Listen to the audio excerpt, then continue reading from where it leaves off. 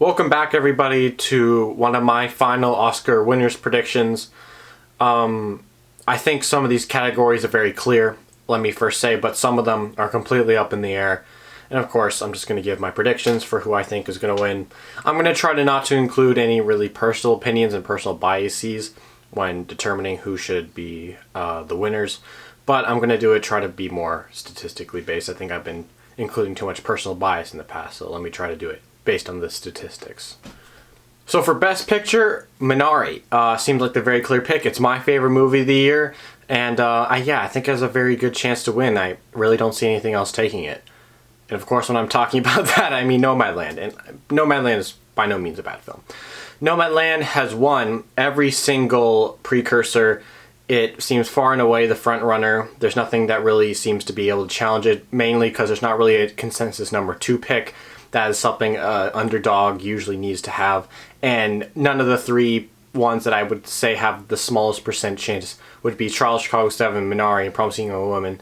None of them really seem to have much of an edge on the other. So we really don't know who's going to win.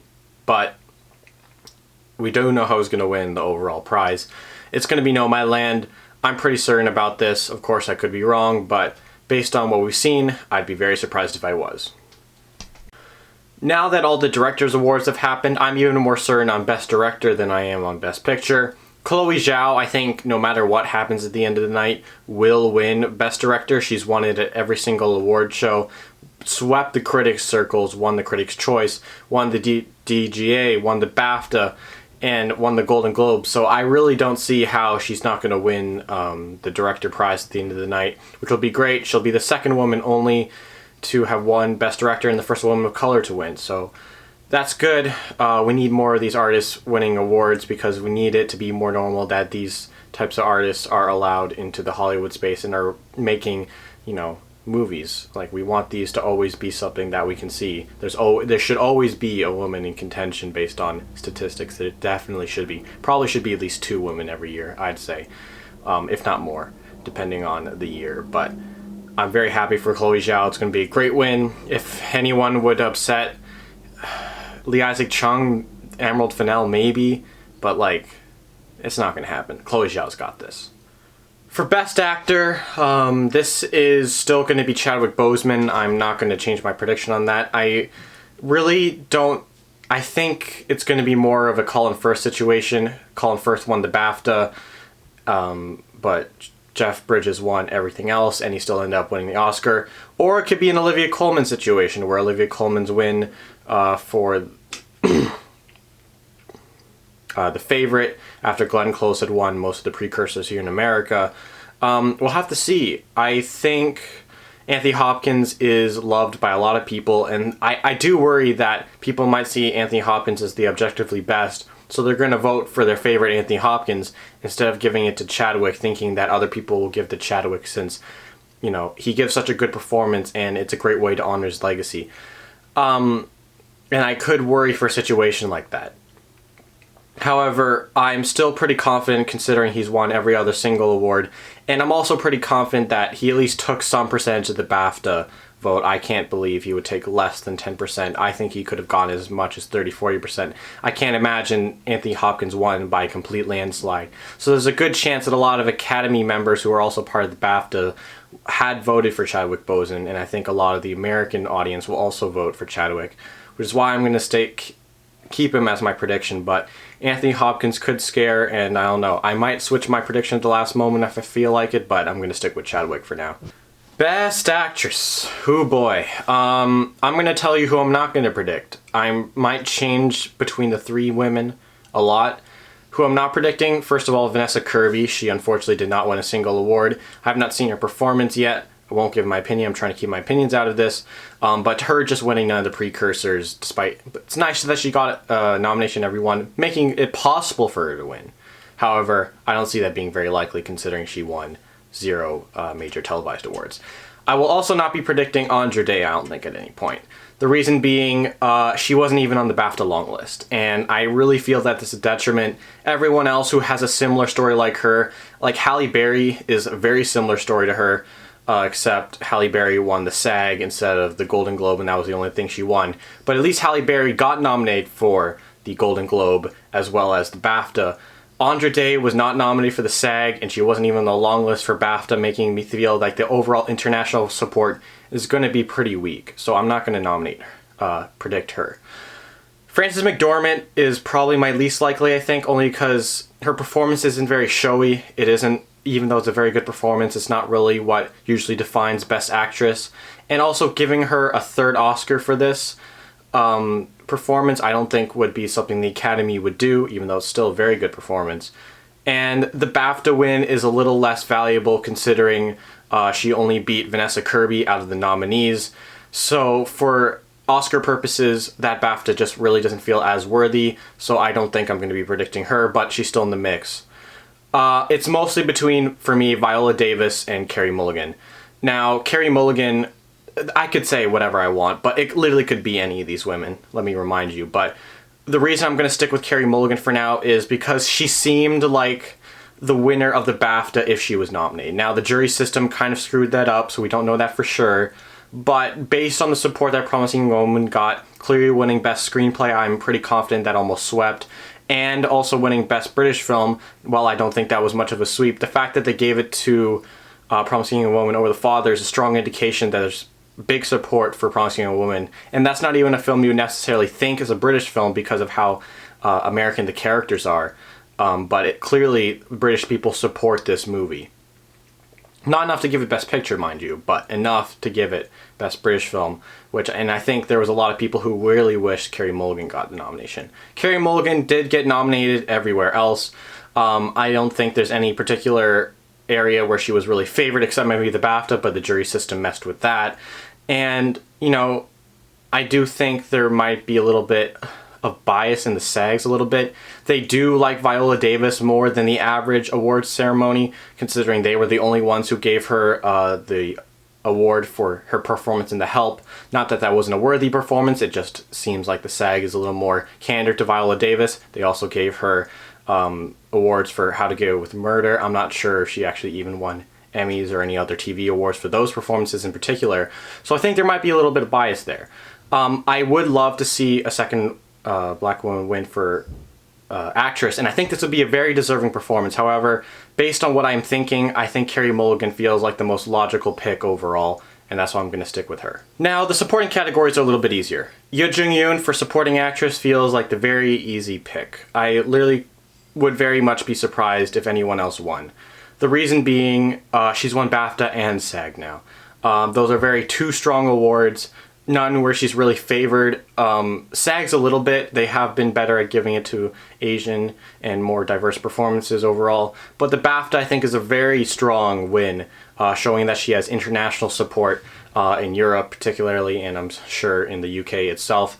So she's really going to have the international vote, and I think she's going to have a lot of the American vote. She kind of combines those two very well. Being in a more American international movie, I think it combines that very well. And her performance is great. I think it's a very easy performance to award. It's one that you want to as soon as you watch the movie. So seeing as Minari is also very strong in picture, I easily give her the win.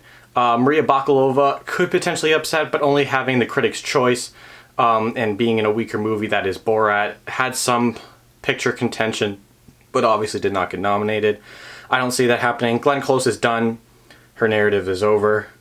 Amanda Seyfried is the only person I really could see surprising, or even Olivia Colman. Those two I could see potentially surprising, only because they maybe have a good amount of support. Like Olivia Colman might have won the BAFTA if she was nominated, and people love The Father. So if there would be an upset, it would be Olivia Colman. Amanda Seyfried had gotten a lot of support from Mank. I don't find that as likely, frankly, though. I might put Olivia Colman above Glenn Close only because she seems like a more surprise. But I don't think the Oscars in the overall, I think more people are focused on Anthony Hopkins potentially winning than Olivia Colman, which is why I don't think it will happen. Yuh-Jung, easy prediction. Daniel Kaluuya for supporting actor will be the easiest and clearest and frankly one of the more clearly deserved Oscars of the night. He is definitely, I think, a step above his competition. The only person I put him around the same tier even as is Paul Rassi, and he doesn't nearly have as much momentum as far as the awards as Daniel does. making an upset very unlikely. Daniel's won all the major awards, the BAFTA, the SAG, the Golden Globe. I really don't see him not winning. He also won the Critics' Choice. So I'm going with Daniel. Very deserved award. I think it will go down as one of the better of the decade. And I love his performance. I will have recalled this won't be one of the best of, all time or even the century. But that's a very high feat to go for, and I think one of the best of the decade. This is still a very, very good pick. Congrats to Daniel Kaluuya. I hope I don't have to bite my words on that. If you're wondering why I have Jesus as my homeboy under Judas and the Black Messiah, it's because that was the original title of the movie, and I thought it would have been cool if they did that instead. That has nothing to do with this category. Promising Young Woman seems like the easy pick, winning BAFTA, Writers Guild Award, and the Critics' Choice. The only thing that Aaron Sorkin won was the Golden Globe, and the Golden Globes are pretty biased towards Sorkin. They even give him the win for Steve Jobs, a screenplay that wasn't even nominated. So I really couldn't see this being anyone else but Emerald Fennell, and it'll be very deserved. I think it would be great if she wins this Oscar. I think it would be very deserved. Yeah, I don't know. I really don't see Trial winning. It's lost a lot of momentum. It's losing momentum in every single category. It looks likely like it could go home with 0 Oscars, which would not surprise me at all. Which is a little disappointing because I do like the screenplay, but Promising Young Woman does feel like the more overall loved screenplay and has a lot more new ideas than Trial Chicago 7 does. Like Best Actor, The Father is another 2-horse race in this category, going up against Nomadland, the Best Picture titan right now. Obviously, Nomadland won every single award, and the fact they won the BAFTA over something like The Father, and also the fact that The Father didn't even win Best British Film, makes me think that The Father maybe doesn't have as much momentum, at least in general, and I think screenplay kind of goes under that. Obviously, it did win the BAFTA for Best Adapted Screenplay over Nomadland.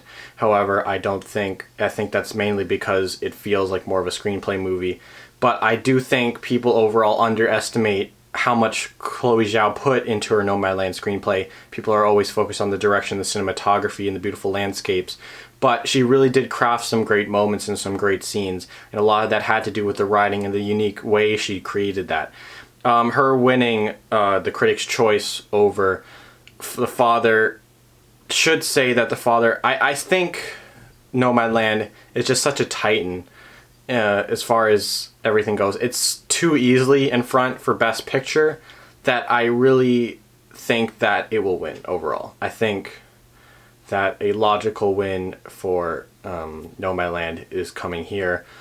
I, however, could definitely see The Father upsetting. There's not any other awards that would really indicate otherwise, but who knows? They might say, I don't think the screenplay is extremely strong. Okay, I'm getting personal biases in the way. It did win the BAFTA, so there's definitely a chance. It's almost a 50-50. I'm going to stick with Nomadland, though, just because of how much it's dominating the game right now.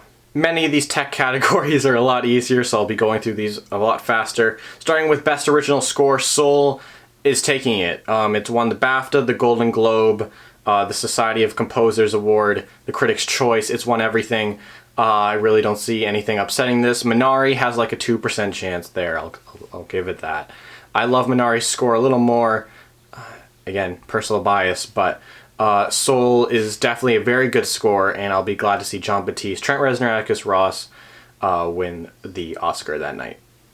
Best Animated Feature, again, like Original Score, Soul has basically secured both of those. The only thing that Soul hasn't secured is the Annie, but considering it's not going up against its greatest competition, Wolfwalkers, in that award show, there's not going to be any opportunity.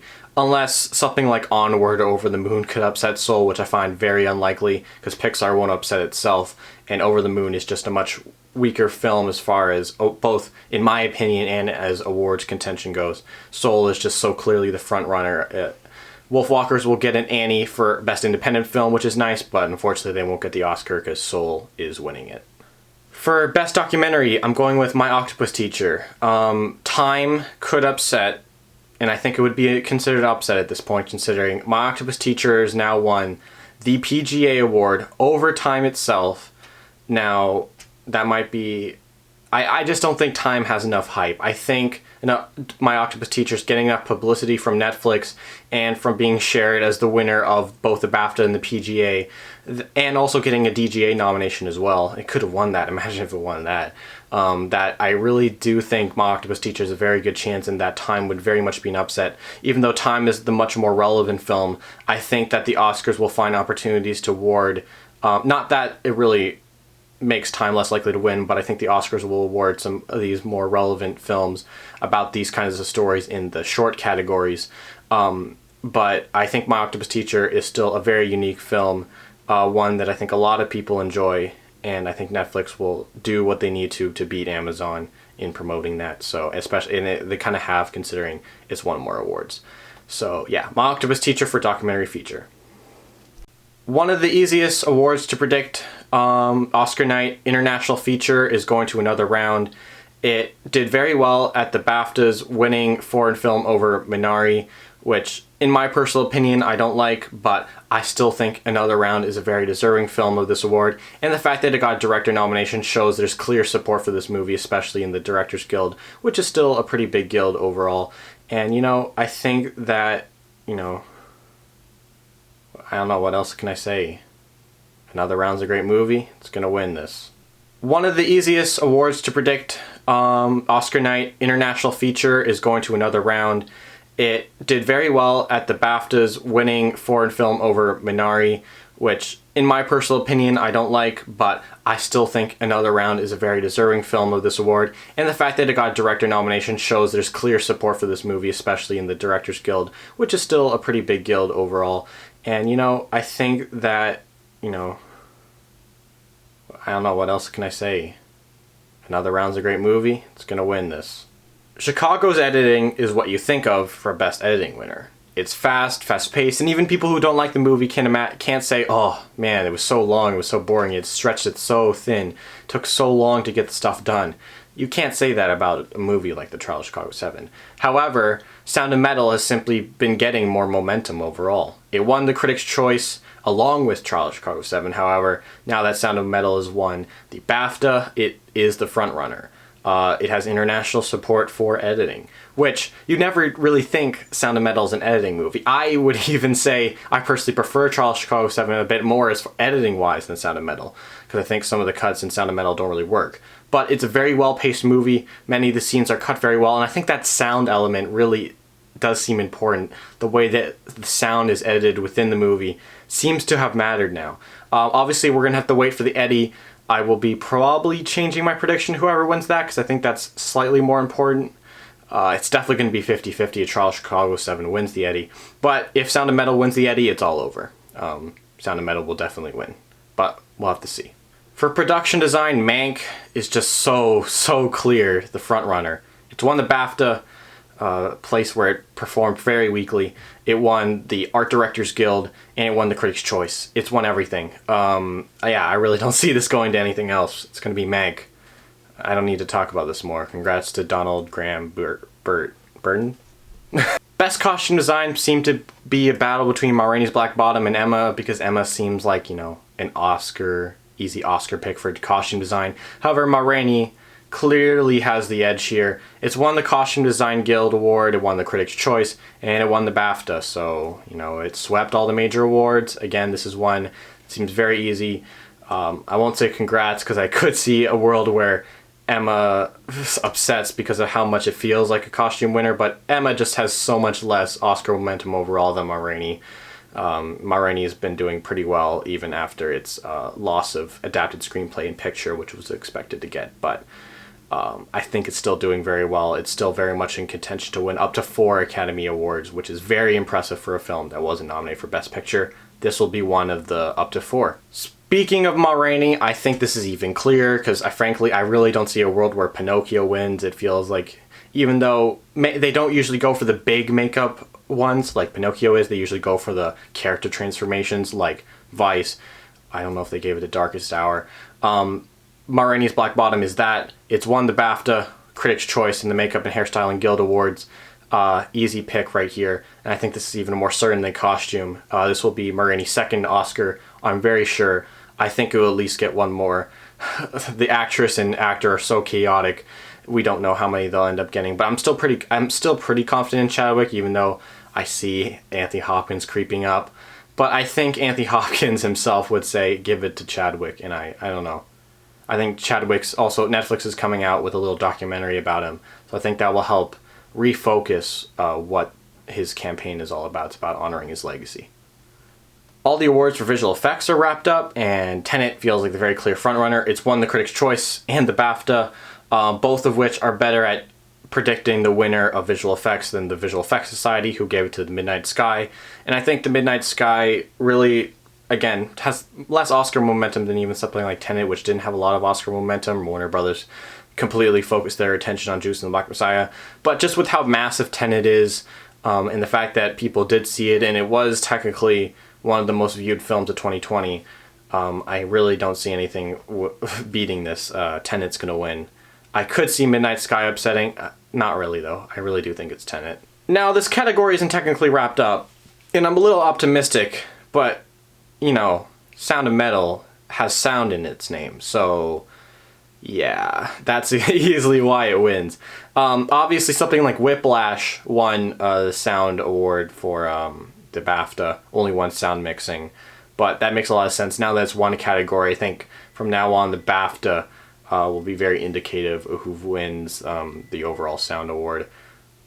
Pretty sure they gave it to 1917 last year. That would make a lot of sense. Obviously, 1917 only won one of the awards, but Sound of Metal is just too easy a prediction. I mean, it has sound in the name. I don't even need to wait for the editing and mixing awards from the guilds. It's already getting darker. I need to wrap up this video. It's getting darker.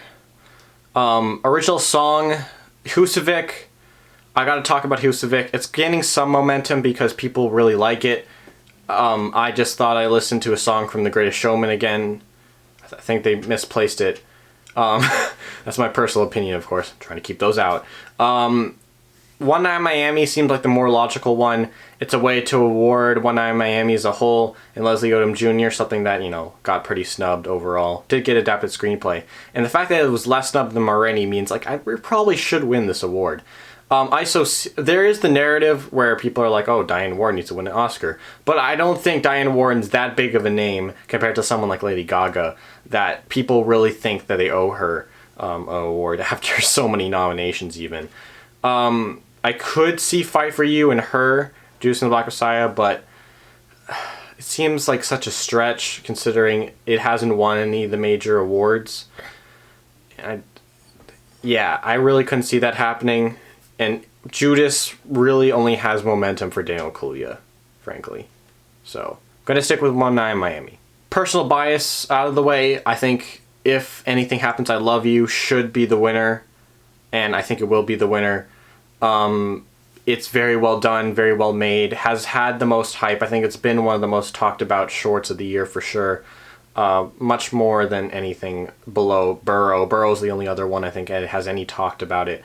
But I think like animated, like Kit Bull last year, it's more of an animal 2D Pixar project that really isn't about anything. I think If Anything Happens, I Love You is about something. It's much more important and timely. So I think this is the easy kind of Oscar win for animated short.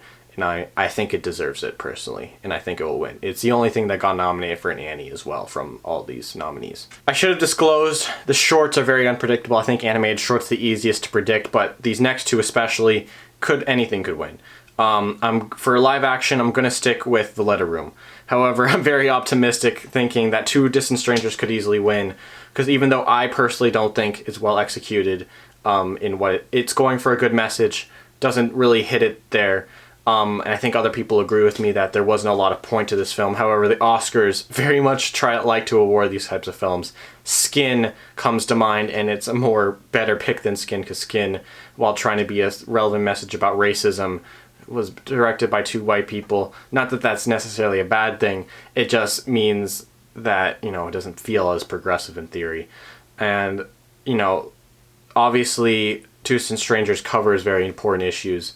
And actually has a black writer and co-director, but I don't think it should win. I don't think it hits those beats well enough. the letter room, and this is also like kind of the thing. Most of the time, short films with big names like Tilda Swinton or Oscar Isaac don't get nominated. Tilda Swinton and Almodovar didn't get nominated for The Human Voice, which was kind of expected considering how big they are. But again, the shorts don't go for big names. But when they do nominate the big names, I have found that a couple times they have given it to them. I haven't checked every single short to see if they all have like Oscar winners and when, or like big actors, and when they do have big actors they win. But I think Oscar Isaac just being in the short will really help it, because I don't know if enough people are going to see these. So that's something I also have to keep in mind. Not everyone watches these, and sometimes it's just about word of mouth. And, you know, Chadwick, which is why I'm kind of still thinking Chadwick, because I think while The Father has good word of mouth in film circles, I keep going back to Chadwick. Chadwick, overall as a legacy, was a much bigger story. For Best Documentary Short, this could be A Concerto's a Conversation, could be Colette, but I'm going to go with A Love Song for Latasha.